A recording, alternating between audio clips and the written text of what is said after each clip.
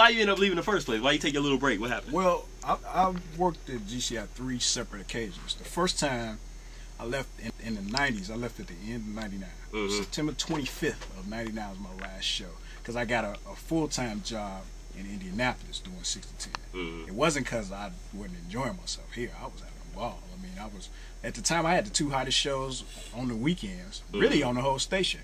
Because me and Dr. Love were doing Saturday night 6 to 10. And I started doing the Friday night mix show.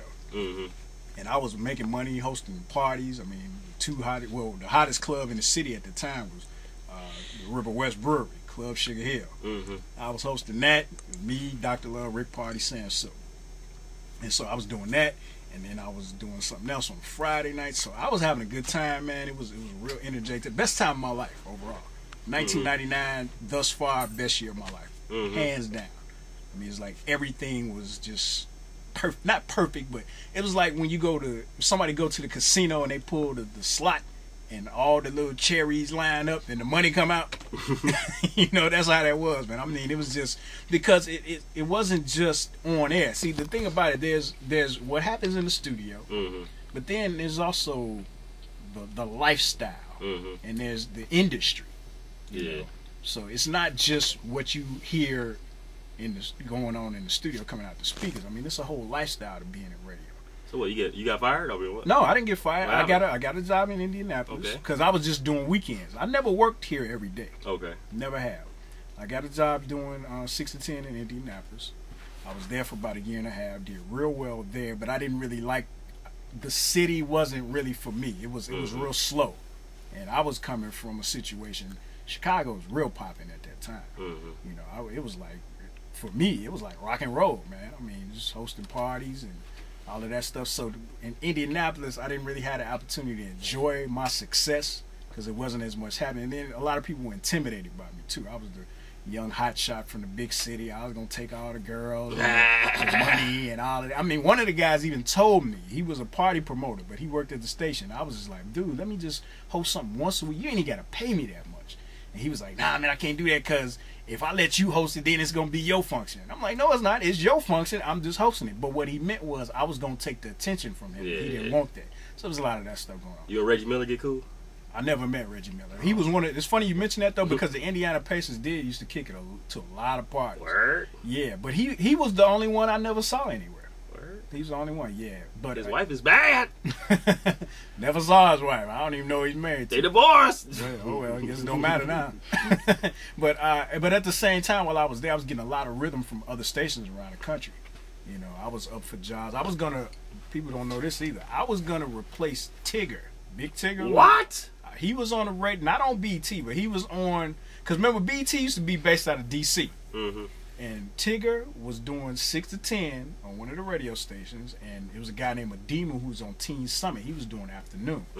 Well, when BET decided they was going to move to New York, the radio station started looking around for people who could replace them because they figured they was going to leave. Somehow they found me. I never sent them a tape, nothing. I know I came on one day, I had a message on my machine on the Saturday afternoon from the music director. So I ended up sending them something. They liked me, but I was under contract in Indianapolis, and my contract wasn't going to be up to the end of September, and this was all happening in like maybe March of that year. You better break that, nigga. Well, I mean, it wasn't up to me to break it. I mean, if they wanted to hire me and they wanted to make it happen, buy you out, whatever. Right, but it was easier for them. They probably considered that because they did like me a lot, but it was easier for them to just hire somebody who was there, pay them less money, didn't have to move and all that, and they figured they could just make it happen. And then I was up for a gig in Miami. But I didn't get. I wanted that job bad, man. I was sending tapes down. I was calling down there every day. Did he get the tape? Did he listen to it? What's up? What's up? You know. But they ended up hiring a cat from North Carolina. His job became open, so I was up for that. I was up for a job in Philly, but I ended up going to Dallas, and I was in Dallas for like about a year and a half or so, and then I got let go in Dallas. My contract was up. They didn't renew it, and then I ended up coming back to Chicago because I got a job. It wasn't an on-air job. It was an industry job working from home, like monitoring radio stations. Like, why? Was it easy? No, actually, it wasn't easy at all. It wasn't. what made it hard was that it took up a whole lot of time, man. It was just like day and night. Like, man, it was hard for me to do anything. You know, if you it was like some cereal and just watch the monitors. man, nah, what it was, they had like a little system where it would record like maybe 4 or 5 seconds of whatever was on the radio station, and it would record like every 2 minutes or every minute, depending on what city it was in. And you would get these little clips of audio, and then you had to identify what the song was. So I was good at it. You know, I was doing like all urban AC stations like V103, that type of station, 106.3. You know, I was doing that, and it was cool, but it just took up way too much time. If it would have just been in the daytime, fine, or just at night. But it was both, man, and it was just killing me. But at the time, I was just getting started, so I didn't know how intense it was going to be time-wise. So I was doing that, and then I was coming back to Chicago, and I ended up getting back on GCI, just doing weekends. I was doing Saturday and Sunday. And I actually ended up having to give up the Sunday show just because I didn't have time. It was too hard to do both. You know, and I stayed there doing that for a while. And then I kind of had a falling out with the program director. You know, so I ended up leaving the station. This was in early 03. No, early 04. Early, like February, the last day of February 2004 was my last show, and I ended up leaving, and I was up for a job in LA, but that didn't come through. I was going to go to Atlanta. That didn't happen. So I ended up just being off the radio. I still had, you know, my industry job at home. You had a pension? No. Oh, okay. no, pension. But no, I still had my work from home job. I was just off the air, but it was cool because by that time I'd been doing it for a while, and I was like, you know what, if that's gonna be it, that's it. Hey, I know I did the best I could.